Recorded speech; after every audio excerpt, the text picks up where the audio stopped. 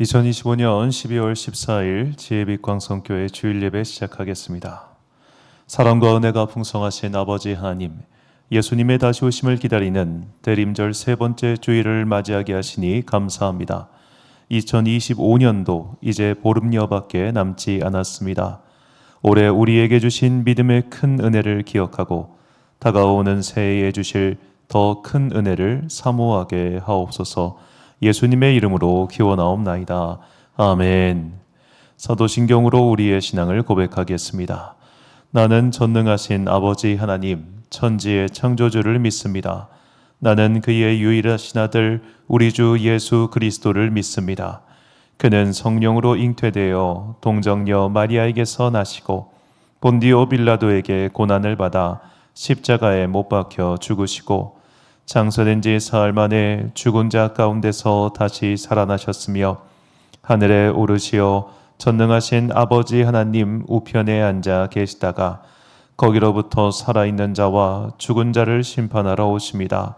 나는 성령을 믿으며 거룩한 공교회와 성도의 교제와 죄를 용서받는 것과 몸의 부활과 영생을 믿습니다. 아멘.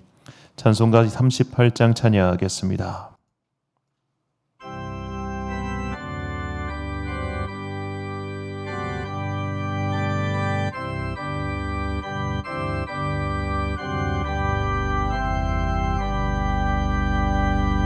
예수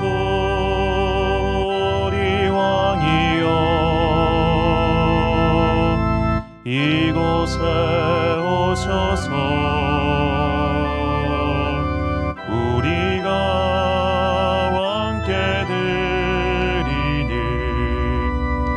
영광을 받아 주소서. 우리는 주님의 백성, 주님은 우리 왕이라. 왕이신 예수님 오셔서 좌정하사 다스리소서. 예수 우리 주시여 이곳에 오셔서 우리가 주께 드리는 찬양을 받아 주소서. 우리는 주님의 종들, 주님은 우리 주시라. 주 되신 예수님 오셔서 이 찬양을 받아 주소서.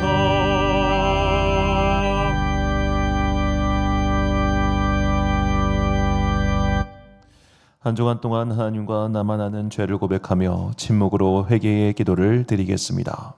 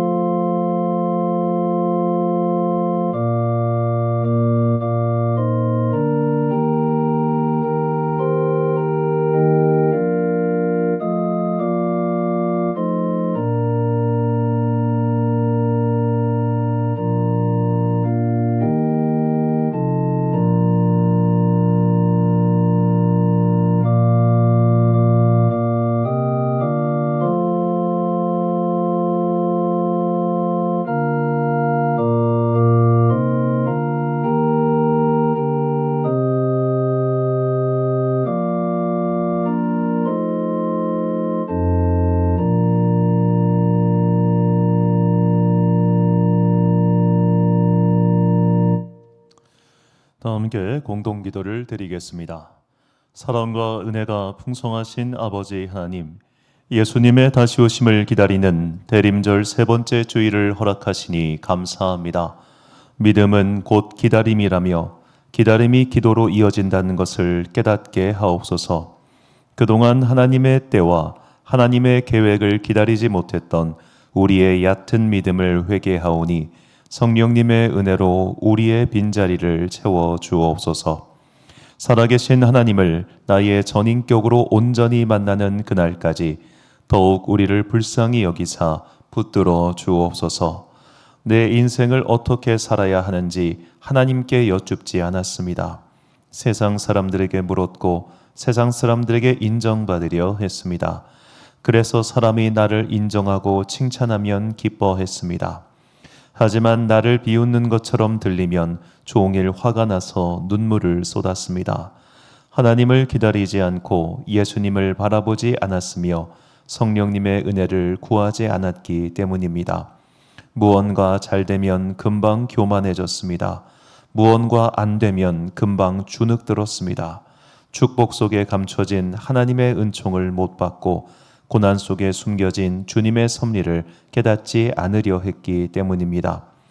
이제 우리에게 볼 수 있는 눈과 들을 수 있는 귀와 깨달을 수 있는 마음을 주옵소서. 나보다 더 자세히 내 인생의 계획을 갖고 계신 하나님께 나 자신을 내어 맡길 수 있는 큰 믿음을 주옵소서. 추운 겨울은 가난한 자에게 더욱 힘든 계절이오니 이 겨울을 보내는 동안 따뜻한 은혜가 더욱 낮은 곳에 임하는 기적을 베풀어 주옵소서. 오늘 우리의 예배를 통하여 오직 주님만 영광 받으시고 우리에게는 넘치는 은혜와 축복의 시간이 되게 하옵소서. 이 모든 간구와 함께 주님의 은총과 자비를 구하며 주님께서 가르쳐 주신 기도를 드리오니 하늘에 계신 우리 아버지, 아버지의 이름을 거룩하게 하시며 아버지의 나라가 오게 하시며 아버지의 뜻이 하늘에서와 같이 땅에서도 이루어지게 하소서.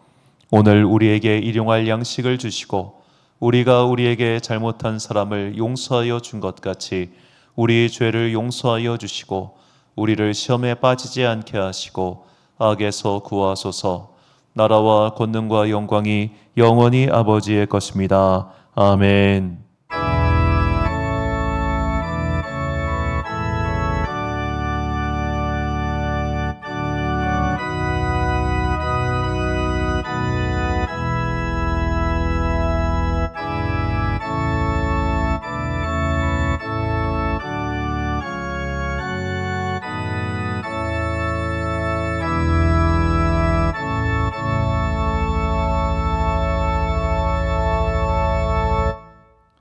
사제의 말씀 선포하겠습니다.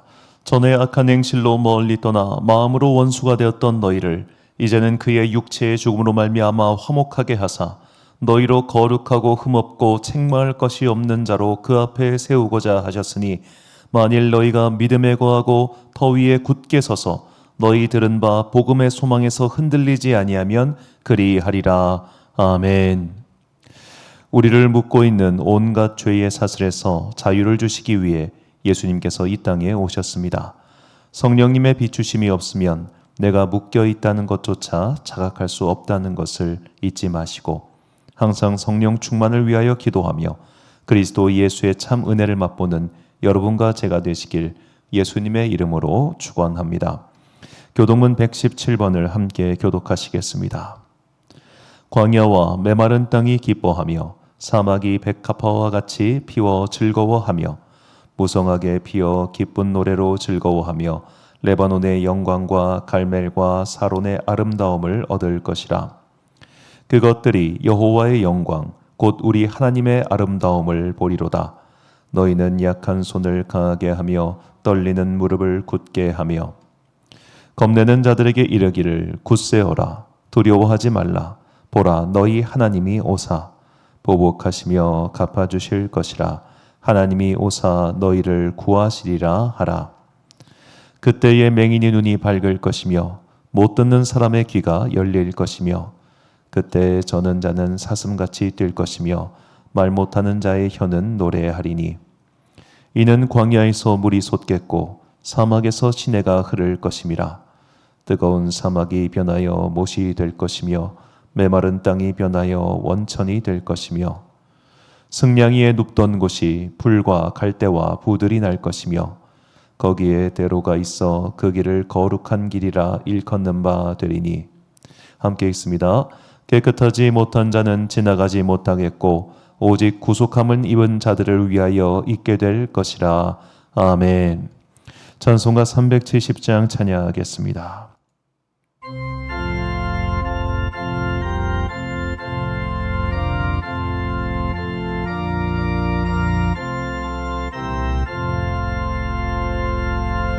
주 안에 있는 나에게 단 근심이 있으랴.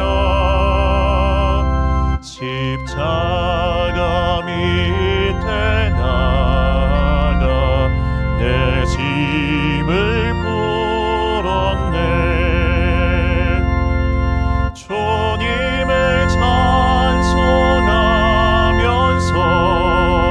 할렐루야 할렐루야. 내 앞길 멀고 험해도 나 주님만 따라가리. 그 두려움이 변하여 내 기도 되었고 첫날의 한숨 변하여 내 노래 되었네. 주님을 찬송하면서 할렐루야 할렐루야. 내 앞길 멀고 험해도 나 주님만 따라가리. 내 주는 자비하셔서 늘 함께 계시고 내 굶긴 밤을 아시고 늘 채워주시네.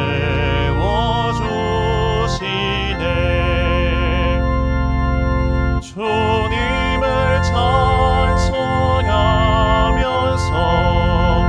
할렐루야 할렐루야. 내 앞길 멀고 험해도 나 주님만 따라가리.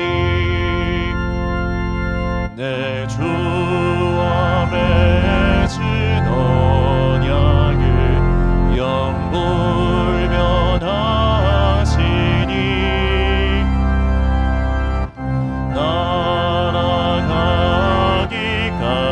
날아가기까지는 늘 보호하시네.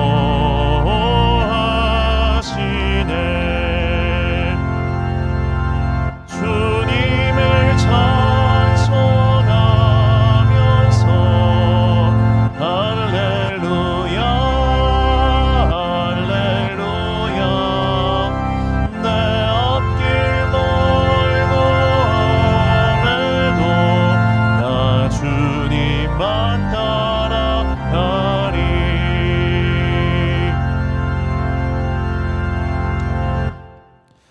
지난주 봉헌하신 분들입니다. 오영은 집사님 가정에서 주저헌금 드리셨고요. 김영수 집사님, 박향수 성도님, 그리고 오미영 집사님, 서아주와 그리고 이규수 성도님 가정에서 각각 다 주저헌금 이렇게 드리셨습니다. 자세한 내용은 주보를 참조하시기 바랍니다. 12월 달 교회 일정 다시 한번 말씀드립니다. 성탄 예배가 25일 날 오전 10시에 있습니다. 이날 세례식과 입교식과 선찬식이 있다는 점 다시 한번 말씀드리고요. 세례 신청하실 분들은 저에게 말씀을 해주시면 되겠습니다. 이번 주까지 세례 신청 받겠습니다. 혹시 이날 세례를 받고 싶으신데 이날 시간이 안 되시는 분들은 세례식은 평일에도 진행이 가능하니까 저와 시간만 맞추시면 됩니다. 세례 교육 받고 세례 받으시면 되니까 꼭 이날 시간이 안 될 때 다른 날짜 말씀해 주시면 되겠습니다. 12월 31일 이제 한 해 마지막 날 저녁 10시 30분에 송구영신 예배가 있습니다. 약 1시간 반 정도 송구영신 예배가 진행될 예정이오니 이때 특별히 이제 예식 가운데 자녀를 위한 안수기도가 있고 또 본인께서 안수기도 받고자 하시는 분들은 영시 예배 끝에 또 안수기도 시간이 있으므로 이날 이제 새해를 다시 한번 우리가 주님 앞에서 무장하고 출발하는 계기가 되었으면 좋겠습니다. 이제 2025년이 이제 한 보름 정도 남았습니다. 참 한 해 많은 일들이 있으셨을 겁니다. 각자에게도 또 사업체에도 또 교회에도 여러 가지 일들이 참 많은데요. 기쁜 일도 있었고 아쉬운 일도 있었지만 그렇게 송구 옛 것은 보내버리고 영신 새 것을 맞이하는 마음으로 이제 한 해를 잘 마무리하시고 새해를 힘차게 출발하는 우리 모두가 되시기를 주님의 이름으로 축복합니다. 드린 예물 위하여 봉헌 기도드리겠습니다. 사랑과 은혜가 충만하신 아버지 하나님 참으로 감사합니다. 지난 한 해를 돌아봅니다. 주님께서 신비한 은혜로 여기까지 인도하셨고 또 앞으로 우리를 어떻게 인도하실지 감히 짐작조차 할 수가 없습니다. 그러나 분명한 것은 주님께서는 당신은 찾는 자들의 손을 외면하지 않으시고 당신께 간구하는 모든 자들의 기도를 듣고 계신다는 것입니다. 우리가 이 믿음을 분명히 세우고 우리가 일평생 살아가는 동안 믿음이 흔들리지 않게 하여 주옵소서. 나의 믿음을 굳건히 세울 때 그 굳건히 세운 믿음이 나의 일상을 지켜준다는 것을 잊지 않고 오늘 이 시간 성령으로 충만히 무장되어 다시 한번 세상에 나가 싸워서 승리할 수 있는 주의 자녀들 되게 하여 주옵소서. 오늘도 주님께 귀한 예물 바친 당신의 자녀들에게 복과 은혜를 내려 주옵소서. 우리가 이 예물을 드리는 것은 나의 마음이 돈과 명예에 성공에 있지 아니하고 오직 주님께 있음을 증거함이오니 이 예물 기뻐 받아주시고 언젠가 우리의 삶이 곤고하여 넘어지게 되었을 때에 주님께서 은혜를 내리사 그 풍성한 은혜로 그 무너진 곳에서 다시 일어서기를 간절히 소망하오며 이 모든 말씀 우리 구주 예수 그리스도의 이름으로 기도드립니다. 아멘.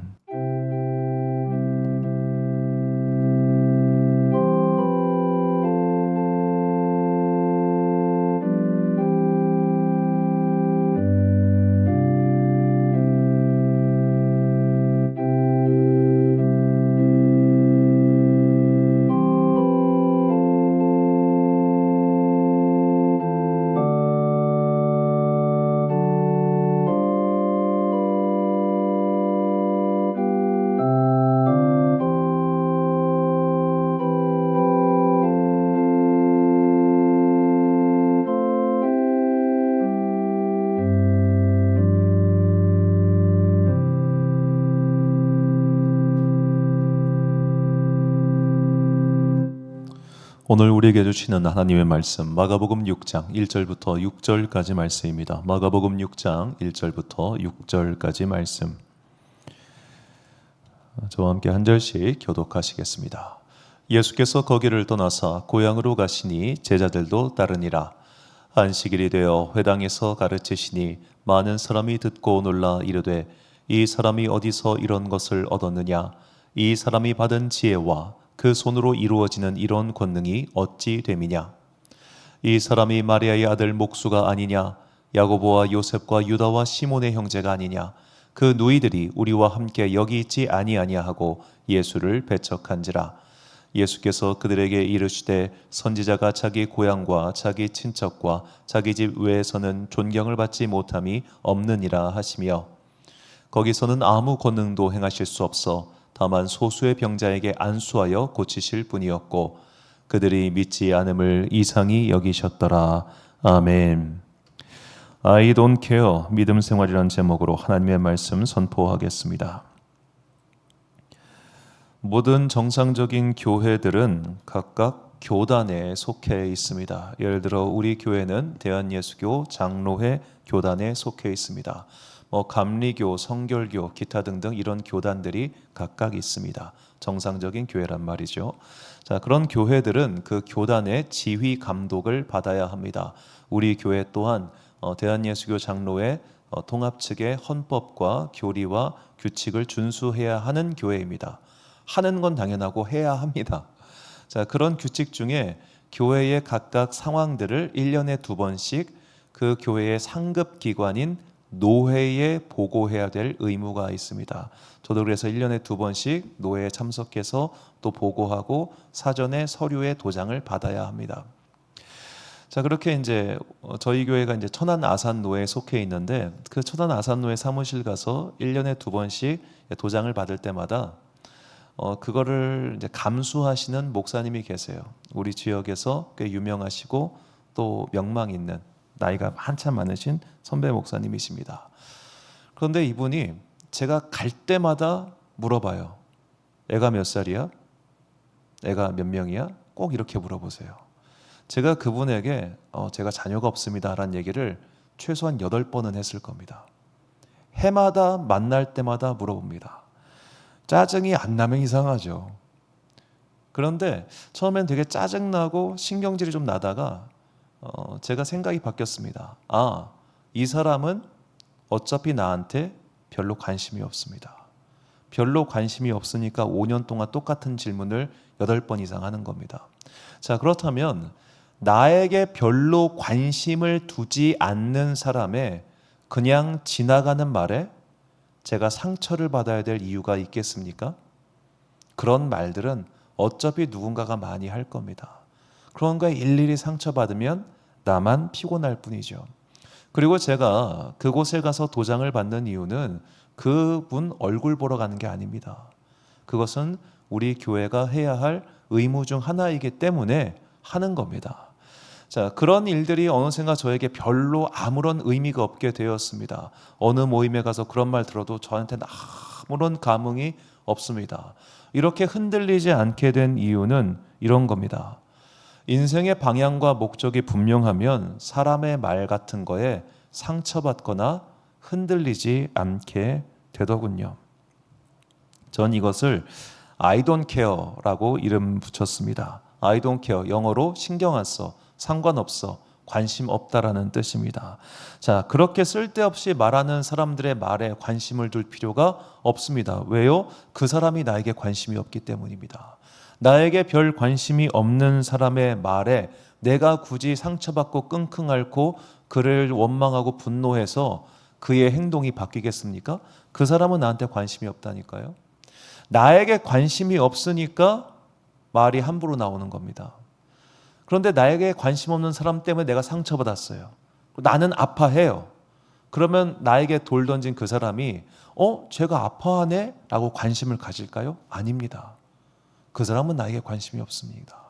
그러니까 나에게 관심 없는 사람의 그 말 때문에 상처받는 것만큼 사실 억울하고 분한 일도 없는 겁니다. 그래서 우리가 모든 인간관계나 사회생활에 있어서 목적을 분명하게 해야 합니다. 그래야지 그런 말 같은 것에, 그런 관계 같은 것에 상처받거나 흔들리지 않습니다. 솔직히 말해서 이제 교회 안에서도 우리가 그런 말 때문에 상처받을 때가 있습니다. 그런데 생각해 보십시오. 그렇게 말한 사람과 1년에 몇 번이나 얼굴 봅니까? 그렇게 말한 사람과 솔직히 말 섞을 일이 1년에 얼마나 있습니까? 그런 사람은 사실 내 인생에서 그렇게 중요한 사람이 아닙니다. 학원이든 학교든 교회든 직장이든 나에게 인생에서 별로 중요하지 않은 사람의 쓸데없는 말 때문에 끙끙 앓는 것처럼 시간 낭비가 없습니다. 얼마 전에 어느 학원에서 이런 일이 있었습니다. 이게 참 재미있는 이야기라서 자, 이 아이들이 같은 학원을 다니고 같은 학교 애들이에요. 그런데 학교에서 싸웠어요. 학교에서 싸우고 나니까 학원에서 얼굴 보기가 싫은 거예요. 엄마가 학원 원장한테 전화를 합니다. 애 반 바꿔주세요. 뭐요 그게? 학원을 왜 다녀요? 성적 올리려고 다니는 거잖아요. 그렇죠? 그런데 그 학원에서 왜 인간관계를 찾습니까? 성적을 올리는 곳이라면 그냥 다니면 됩니다. 성적이 안 오른다? 다른 데 가면 됩니다. 자, 왜 학교의 인간관계를 거기까지 끌고 옵니까? 목적과 방향이 분명하지 않은 사람들이 이런 행동들을 참 많이 합니다. 쓸데없는 거를 끌어당겨 옵니다. 그러니까 문제가 생기는 것도 맞지만 자기가 문제를 만들더라고요. 목적과 방향이 분명하지 않은 사람들의 특징은 외부에서만 문제가 오는 게 아니라 자기의 행동 자체들이 온갖 문제를 야기를 시킵니다. 자, 저는 이런 것을 보면서 믿음 생활과 사회 생활이 참 비슷한 게 많다. 정확하게는 서로 연동되어 있다는 것을 느낍니다. 자, 사회생활이든 믿음 생활이든요, 한쪽이 무너지면 신기한 게 다른 쪽도 무너지고 한쪽이 건실해지면 다른 쪽도 건실해집니다.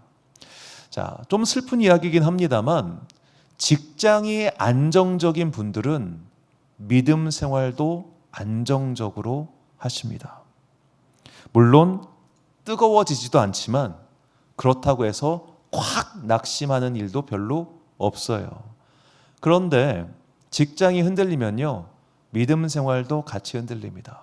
경제 생활이 안 되면 믿음도 같이 낭망하기 마련이에요. 이건 당연한 거예요. 자, 근데 반대로 우리의 경제 생활, 사회 생활이라는 것은 내가 잘한다고만 되는 것은 아니지 않습니까? 여러 가지 기타 요인들이 있잖아요. 예를 들어 최근에 이제 자녀를 유학 보내신 어느 집사님의 이야기인데 환율이 확 오르지 않았습니까? 걔를 보낼 때보다 환율이 400원이 올랐어요. 그러니까 너무 힘든 거예요. 이것은 내가 어떻게 할 수 있는 문제가 아니잖아요. 내가 어떻게 할 수 있는 것은 사실 믿음 생활뿐입니다. 자, 믿음 생활을 열심히 하면 당장 이 사회생활은 풀리지 않지만 회복의 기회가 빨리 옵니다. 얼마 전에 제 후배 목사님을 만났습니다. 이 후배 목사님이 이제 직장 생활하는 후배 목사님인데 공장에서 일을 해요. 그런데 이게 보니까 1년 단위 단기 계약자였던 거예요. 그래서 이제 12월 18일 날 더 이상 계약이 연장되지 않고 종료가 돼서 다른 직장을 알아봐야 되는 상황입니다. 자, 누군가라면 1년 동안 일 열심히 했는데 결국 재계약 안 돼서 낙심할 수 있겠죠. 그런데 천연덕스럽게 빨리 12월 안에 새로운 직장 구해가지고 일 시작할 거예요 라고 하는 거예요. 그 친구도 이제 나이가 솔찬히 많고 애도 초등학교 6학년 올라가고 여러 가지로 어려움이 왜 없겠습니까? 그런데 믿음 생활이 분명하니까 그렇게 흔들리는 일이 생겨도 타격이 적은 거예요. 오늘 내가 사회생활의 축은 언제든지 흔들릴 수 있습니다. 나 개인의 요인이든 외부적인 요인이든. 그런데 이렇게 흔들릴 때 내가 믿음 생활을 제대로 하고 있으면 이게 덜 흔들리게 된다는 거예요. 이것이 우리가 믿음 생활의 목적을 분명히 해야 하는 이유입니다. 목적이 분명하니까 그래, 내가 믿음 생활을 똑바로 해야겠어. 믿음 생활의 축을 잘 돌릴 수 있도록 내가 정신 차리고 살아야겠어. 이런 믿음이 분명하면, 이런 목적이 분명하면 우리는 덜 흔들려요. 그런데 여기다가 쓸데없는 게 가입돼요. 자꾸만 다른 걸 찾아요. 그러면 같이 와르르 흔들리는 겁니다.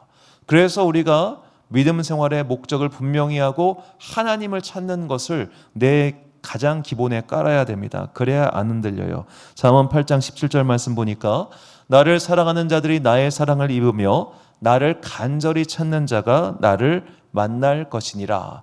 자, 여기서 간절히 찾다라고 번역한 히브리어는 샤카르라고 하는 단어인데 이 샤카르의 뜻이 뭐냐면 새벽에 찾다, 성실하게 찾다입니다.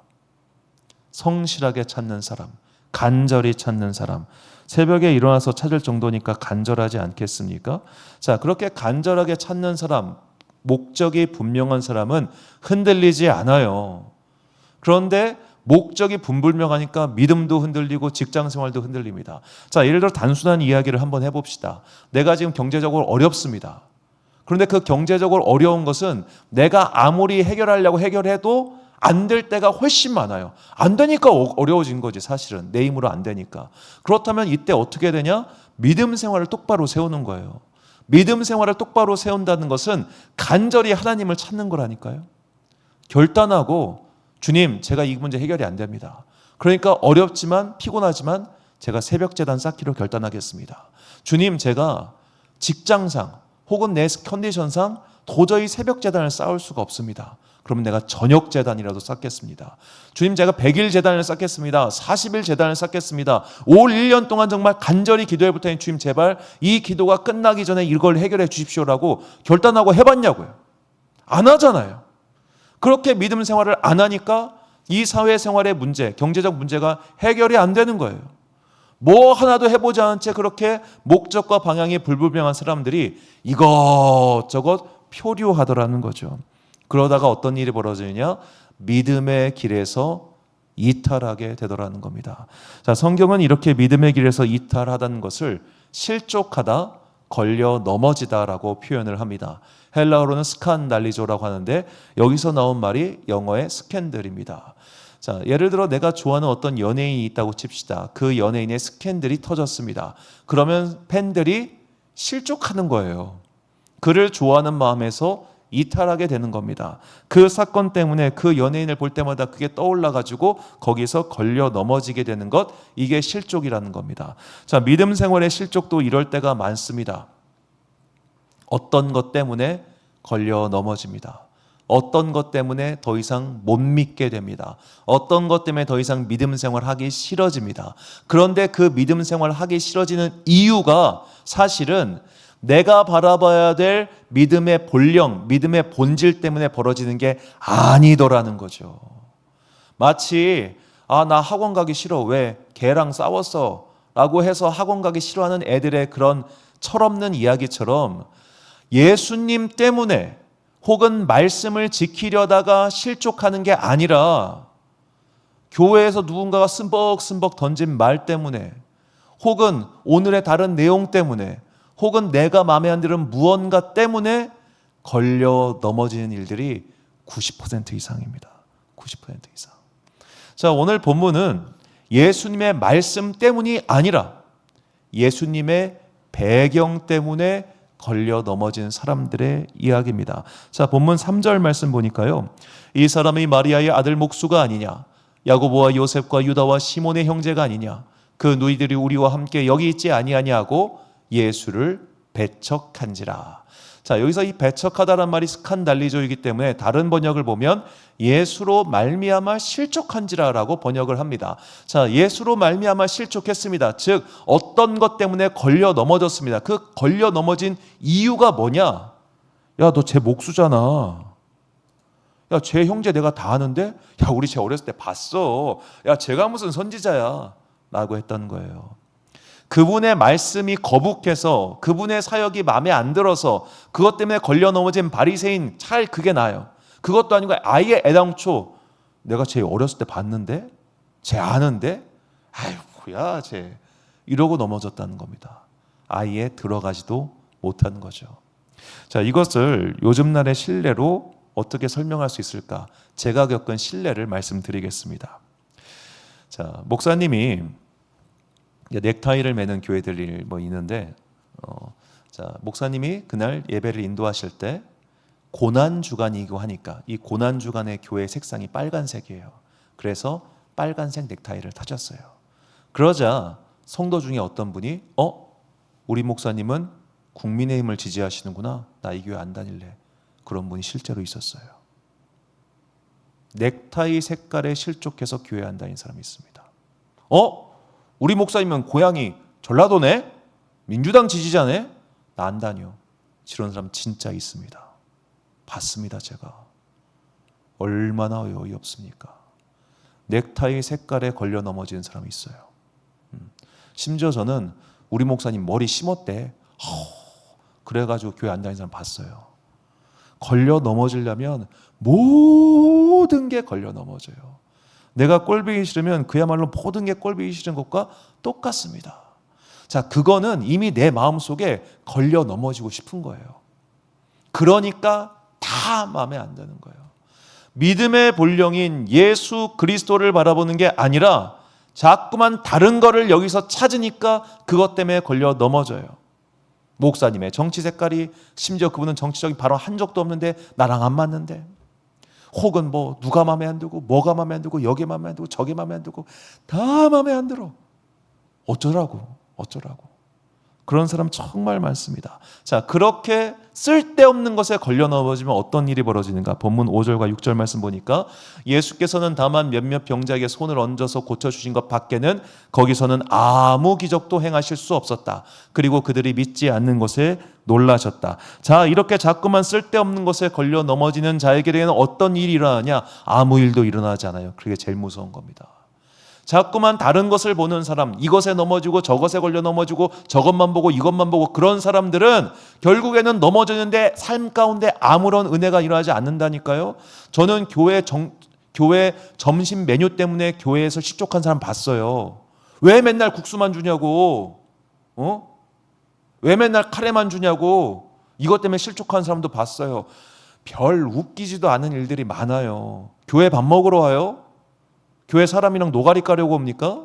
아니잖아요. 교회는 하나님께 예배드리러 오는 곳이에요. 내 믿음을 점검하고 다시 한번 믿음을 충전해서 월요일부터 시작되는 혹은 오늘 오후부터 시작되는 나의 이 세상의 삶 가운데 믿음을 지키기 위해서 믿음을 충전하는 것이 교회예요. 왜 여기서 쓸데없는 걸 찾아요? 쓸데없는 걸 찾고 쓸데없는 걸 바라는 사람들이 여기서 자꾸 넘어지는 겁니다. 그러나 믿음의 본령, 내가 정말 얻고자 하는 그 목적이 분명한 사람은 누가 뭔 말을 해도 신경을 쓰지 않아요. 그것은 대표적인 이야기가 마태복음 15장과 마가복음 7장에 나오는 수로보니게 여인의 이야기입니다. 마태복음에서는 가나안 여인이라고 나오죠.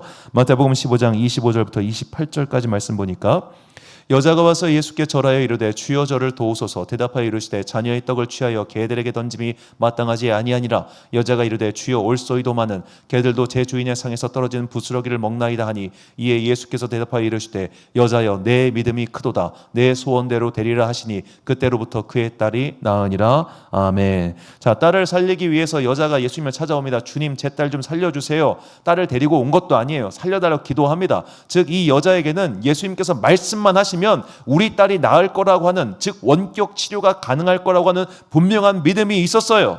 그러니까 예수님께서 그녀의 믿음을 시험하시기 위해서 이런 말씀하십니다.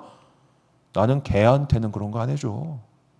이 여자를 개 취급한 겁니다. 굉장히 모욕적인 말입니다. 차마 예수님의 입에서는 나올 거라 생각하지도 못할 그런 말이었습니다. 제가 만약 성도들에게 그런 식으로 말은커녕 눈빛만 보내도 상처받아서 교회 안 나올 거예요. 그런데 이 여자는 상처받지 않아요. 왜? 딸을 고치겠다고 하는 분명한 목적이 있으니까 예수님께서 무슨 말씀하셔도 그에 흔들리지 않는 겁니다. 자, 병을 고치고자 했던 수많은 사람들은 사람이 있건 없건 침상째로 들고 왔습니다. 예수님께 손만 닿으면 나을 거라고 하는 믿음이 있었던 사람들은 그 군중을 헤치고 들어가서 예수님 옷자락이라도 붙잡으려고 했습니다. 목적이 분명하니까 흔들리지 않는 거예요. 아우, 나 사람 많으니까 귀찮아서 안 가. 아유, 내가 지금 몸이 불편해서 안 가. 이런 게 없어요. 목적이 분명하니까 가는 거예요. 오늘 우리의 믿음 생활의 목적이 무엇인지 그걸 깨달아야 됩니다. 목적이 분명하면 흔들리지 않습니다. 그리고 흔들리지 않는 사람은 결국 무엇을 얻게 되느냐? 행복을 얻게 돼요. 이거를 깨달은 믿지 않는 사람들이 있었습니다. 이 그리스의 철학자들이었던 스토아 학파 사람들입니다. 이 스토아 학파는 대략 기원전 250년부터 있었던 학파였기 때문에 바울과 예수님 당시에도 그들이 활동하고 있었어요.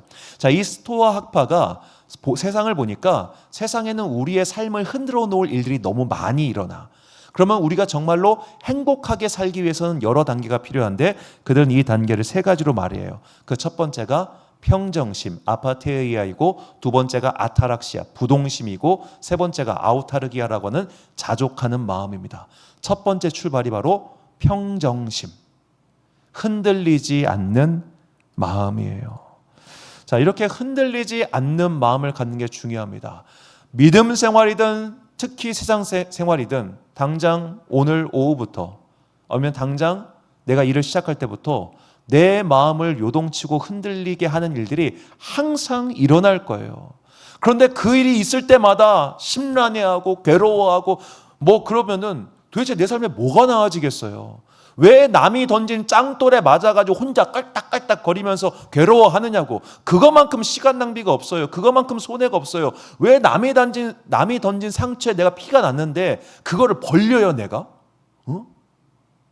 왜 내가 다쳤는데 그 다친 상처를 왜 쥐어 뜯냐고요? 왜 자해를 합니까? 왜 인생의 손해를 그렇게 스스로 내지요? 어리석기 때문입니다. 목적이 불분명하기 때문입니다. 그런 사람들이 항상 자기를 괴롭게 하고 못 살게 굴고 그 굴레에서 벗어나지를 못하더라고요. 사소한 불행에 인생을 내어주지 말아라고 하는 이 제목이 정말 모든 걸 말해준 책이 있습니다. 그 책에서 이렇게 말을 하더군요. 중요한 것은 인생에서 어떤 일이 닥치는가가 아니라 그 일에 어떻게 반응하느냐다. 오늘도 누군가는 우리에게 짱돌을 던질 겁니다. 오늘도 누군가는 우리를 힘들게 할 겁니다. 오늘도 자꾸만 내 눈에 걸려 넘어지게 하는 그런 일들이 벌어질 거예요. 안 벌어질 리가 없어요. 그런 것들을 내 삶 가운데서 의미 없는 것으로 치워버리는 게 굉장히 중요합니다. 예수님께서 말씀하십니다. 마가복음 9장 43절부터 47절까지 말씀인데 노란색 부분만 제가 읽겠습니다. 너를 범죄하게 하거든 찍어버리라 라고 하십니다. 근데 이 범죄하게라고 하는 헬라어가 아까 우리가 읽었던 스칸달리조예요.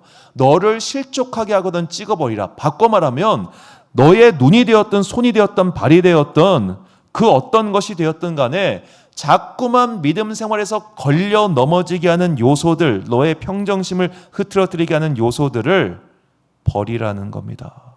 버리라는 거예요.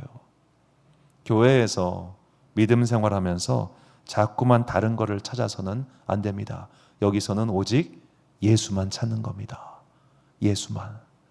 여기서는 오직 성령 충만만 찾는 겁니다. 여기서는 오직 예배를 통하여 하나님께 능력과 힘을 얻고 다시 한번 나의 세상에서 내가 싸워야 할 나의 전장에서 승리하기 위해서 우리가 예배드리고 기도하고 찬양하고 하는 거예요. 그 밑에 다른 것들은 전부 다 부가물에 불과합니다. 그 부가물 때문에 그 다른 것 때문에 흔들리는 것만큼 안타까운 일이 어디 있겠습니까? 예수님께서는 우리가 이렇게 흔들리지 않기 위해서 성령 충만을 구해야 된다고 말씀하십니다. 요한복음 15장 26절과 16장 1절 말씀입니다. 진리의 성령이 오실 때 그가 나를 증언하실 것이요 내가 이것을 너희에게 이름은 너희로 실족하지 않게 하려 함이니. 넘어지지 않기 위해서 무엇이 필요한가? 보혜사, 아버지께서 주시는 진리의 성령. 자, 내 안에 무게가 딱 자리 잡혀 있으면 흔들리지 않겠죠? 마치 무거운 것 위에다가 건물을 세우는 것처럼 내 안의 중심에 성령께서 주시는 은혜의 강으로 가득 채워서 흔들리지 않게 되면 그때부터는 주변에서 뭐라 하든 상황이 뭐라 하든 실족하지 않게 됩니다. 제 고향교회 이제 돌아가신 어느 권사님의 이야기입니다. 고향교회가 큰 어려움을 겪을 때가 있었습니다. 막 정말로 난리가 났었습니다. 그런데 그 난리 난 와중에도 그분만 예배에 거의 맨 앞줄에 앉아서 그냥 아멘 하셨어요. 교회의 이 돌아가는 상황에 아무런 관심이 없다는 듯이 혼자 아멘 하셨습니다. 그 당시 교인들이 그분을 그렇게 썩 좋아하지 않았습니다. 교회가 이 모양 이 꼴인데 혼자서 아멘하고 있다고 했습니다. 그런데 그분만 평안하게 돌아가셨습니다. 그 태풍이 몰아치고 엉망진창이 된 예배 속에서 그분만 하나님 바라보고 그분만 은혜 받고 있었습니다. 그러면 그 기간 동안, 그 태풍이 몰아치는 기간 동안 맨날 싸우고 욕하고 헐뜯고 혹은 실망하고 낙심했던 사람들이 이익이었겠습니까? 아니면 그 시간에 하나님 바라보는 그 사람이 현명한 사람입니까? 그 시간에 하나님 바라보고 아멘한 그분이 현명한 사람이에요. 눈 닫고 귀 닫고 그냥 주님만 바라본 그 권사님이 진짜 현명한 사람이었더라고요. 제가 그 모습을 잊을 수가 없어요. 오늘 내 삶 가운데 목적과 방향이 분명하지 않으니까 흔들리고 방황하는 일들이 얼마나 많습니까? 목적과 방향이 설정되어 있지 않으니까 여기에 귀 기울이고 저기에 귀 기울이다가 결국엔 넘어지는 일들이 얼마나 많습니까? 믿음 생활에, 예배 생활에, 교회 생활에 믿음을 분명히 하십시오. 그래야만 누가 뭐라고 하든지 흔들리지 않는 그런 사람이 될 수 있습니다. 또한 그런 믿음을 지킬 수 있습니다. 또한 동시에 내가 누군가에게 걸려 넘어지는 돌이 되지 않기 위해 조심해야 됩니다. 고린도전서 8장 12절과 13절 말씀 보니까 이같이 너희가 형제에게 죄를 지어 그 약한 양심을 상하게 하는 것이 곧 그리스도에게 죄를 짓는 것이니라. 그러므로 만일 음식이 내 형제를 실족하게 한다면 나는 영원히 고기를 먹지 아니하여 내 형제를 실족하지 않게 하리라. 아멘. 자, 우리가 씀뻑씀뻑 누군가가 말에 던지는 그 말의 돌팔매에 맞아서 피가 흐를 때가 있습니다. 그렇죠? 그런데 그 돌을 던진 사람은 이렇게 말할 겁니다. 나는 그럴 의도가 아니었어. 나는 그럴 생각이 아니었어. 나는 그냥 한 말이야. 왜 너 아파하고 그래? 이렇게 얘기할 거예요. 자, 의도가 없었을 거예요. 맞출 의도가 없었겠죠. 그런데 왜 돌장난해요? 애당초 돌을 들어서 아무 생각 없이 던져서 누군가 맞아서 지금 피 흘려서 쓰러진 거나요? 과실상해예요. 죄예요. 그러니까 그럴 일이 있을 때 애당초 돌을 들지 않으면 되는 거 아닙니까? 돌을 들지 말아요. 입에 자크를 채워요. 입에 지퍼를 채우고 내 눈에 망을 씌우는 거예요. 안 보려고 노력하세요. 그냥 관심을 끄세요. 나도 남에게 관심 끄고 놈도 나에게 관심 끄고 쓸데없는 거를 최대한 제하고 정말로 본질에만 집중하는 그런 게 필요합니다. 왜 나의 입이, 나의 행동이 누군가를 상처 주는 도구가 되어야 합니까? 우리가 주님만 주목하면 쓸데없는 말 줄어들 겁니다. 우리가 주님만 예배하고 주님께 주시는 그 성령의 은혜만을 갈구하면 내 삶 가운데서 남에게 상처 주는 일도 없을 것이고 남에게 상처 받는 일도 없을 거예요. 놈 때문에 흔들리는 일도 없을 것이고 내가 누군가를 흔드는 악의 도구가 될 일도 없을 겁니다. 그러므로 오늘 나의 믿음 생활의 방향을 분명히 세우십시오. 내가 오늘 예배드리는 이유, 내가 오늘 하나님께 기도하는 이유, 내가 오늘 예배드리며 사는 그 모든 삶의 이유는 내가 성령 충만하여 나의 인생을 변화시키고 내가 성령 충만하여 하나님께 주신 모든 복과 은혜를 받기 위한 것입니다. 나머지 것들은 모두가 다 부수적인 것에 불과합니다. 그런 부수적인 일 때문에 괜히 괴로워하지 마시고 괜히 아파하지 마시고 그런 것 때문에 시간 낭비도 하지 마십시오. 내가 오늘 주목해야 될 건 오직 하나, 예수 그리스도께서 주시는 새로운 삶의 능력과 소망과 힘이라는 것을 잊지 마시고 그것만을 바라보아서 내 삶을 그야말로 반석 위에 굳건하게 세우는 그런 여러분과 제가 되시기를 주의 이름으로 축원합니다. 결단의 말씀 시편 61편 1절과 2절 그리고 고린도전서 15장 58절 말씀 함께 봉독하겠습니다. 시작.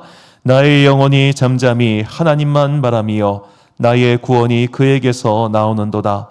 오직 그만이 나의 반석이시요 나의 구원이시요 나의 요새이시니 내가 크게 흔들리지 아니하리로다. 그러므로 내 사랑하는 형제들아 견실하며 흔들리지 말고 항상 주의 일에 더욱 힘쓰는 자들이 되라. 아멘. 사랑하는 지혜빛 광성교회 성도 여러분, 그리고 이 주일 함께 예배드리고 계신 귀한 주님의 자녀 여러분, 정말로 다른 거 보지 말고 예수님만, 하나님만 바라봅시다. 오늘 대림절 세 번째 주일을 맞이하여 예수님의 다시 오심을 기다리는 오늘, 내가 왜 믿음 생활을 하고 있는 것인가? 나는 교회에 와서 도대체 무엇을 얻어가고 싶은 것인가? 내가 이 믿음 생활을 통하여 무엇을 바꿔야 할 것인가? 그 본질에만 집중하고 그 본질을 얻기 위하여 최선을 다하십시오. 나머지는 다 솔직히 쓸데없는 것들입니다. 그런 무의미하고 보잘것없는 것들 때문에 걸려 넘어지지 마시고, 그리고 무엇보다 내가 그런 것들을 함부로 던져가지고 남도 걸려 넘어지게 않는 그야말로 성령 충만한 사람이 되어 예수님을 통하여 인생이 회복되고 예수님을 통하여 은혜를 충만하며 예수님을 통하여 그야말로 모든 복을 취하는 그런 여러분과 제가 되시기를 주의 이름으로 축원합니다. 우리 함께 찬양 주만 바라볼지라 찬양하신 후에 기도와 축도로 예배를 마치겠습니다.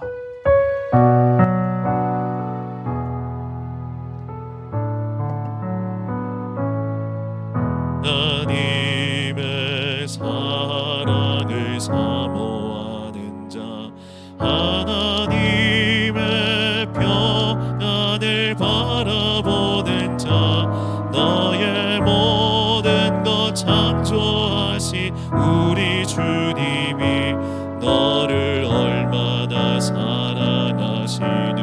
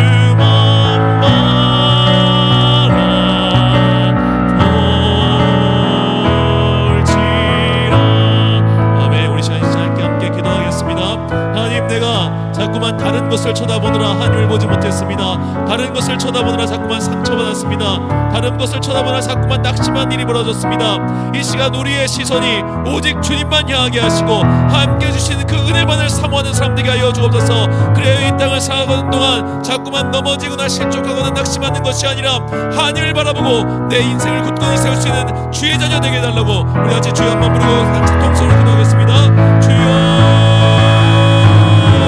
아버지 하나님, 우리 가운데 함께 하여 주옵시고 거룩한 역사를 일으켜 세워주셨소서. 자꾸만 다른 것을 바라보는 마음이 아니라 오직 주님의 영광과 하나님의 나라를 바라볼 수 있는 믿음 삶 되게 하여 주옵시고, 그래 우리 믿음 흔들리지 아니하고 주님께서 나아가신 그 길을 끝까지 걸어가 마침내 주님께서 예비하신 모든 복과 은혜를 취하게 하여 주시옵소서.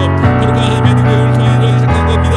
아버지, 우리를 도와주시옵시고 결단하는 모든 사람들 여기서 흔들리지 않고 주님을 바라볼 수 있게 결단하는 모든 사람들 가운데 성령의 은혜를 내려 주시옵소서. 사랑과 은혜가 풍성하신 아버지 하나님, 참으로 감사합니다. 우리가 이젠 더 이상 다른 것 보지 않고 주님만 바라보겠습니다. 우리가 주님만 바라볼 때 우리의 믿음은 반석 위에 올라갈 것이며, 그리하여 이 땅을 살아간 동안 주님께서 주시고자 하는 모든 은혜와 복을 누리게 될 것을 믿습니다. 자꾸만 사람을 보고 누군가의 말 때문에 넘어지는 그런 초보자적인 신앙을 버리고 이젠 성숙하게 자라서 하나님만 바라보며 주님께서 주신 그 은혜만을 취할 수 있는 거룩한 주의 자녀 되기를 간절히 소망하오며, 지금은 우리 주 예수 그리스도의 은혜와 하나님 아버지의 놀라우신 사랑과 성령님의 교통하심이 이제 주님만을 바라보며 주님께서 주시는 그 은혜만을 사모하며 그 어떠한 곳에도 걸려 넘어지지 않고 또한 남을 걸려 넘어지게 하리라 하지도 않는 그런 성숙한 주의 자녀가 되기로 결단하는 모든 당신의 자녀들 머리 위에 지금부터 영원까지 함께 하시기를 간절히 축원하옵나이다. 아멘.